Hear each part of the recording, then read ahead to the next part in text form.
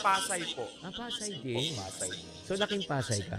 Oo, halos gana din ako lumaki. Nung nag-umpisa ka, 'di ba, nagbebenta ka ng mga yosi, 'di ba? Oo. Nag-iipon ka ba?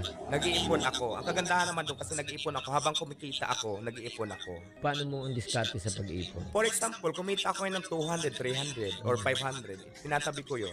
Susunod na ipamili kung maubos yung paninda ko. At saka, kung halimbawa meron akong gustong bilhin, gusto kong bumili ng bike, so meron ako pambili, yung mga ganun. Ako kasi ang mindset ko, pag meron ako isang bagay na gustong bilhin, gagawa ako ng paraan talaga, pag-ipunan ko siya para mabili ko siya. Ganun ako eh. Oh, pero may mga iba kasi ang ginagawa, inuutang muna. 'Di ba? Inuutang tapos huhulugan. Hindi ako nakapag-try na nangutang muna ng puhunan bago hulugan kasi nga wala nagpapautang sa akin. Kasi siyempre, o di ba? Kasi di ba, ang tao kasi ngayon ganito yan, yung real talk tayo, no? Oo. Pag nakita kasi nila na alam nilang wala kang pangbayad, Oo. hindi ka nila bibigyan ng pagkakataon para pautangin ka nila. Yun naman talaga yung totoo. Ay, di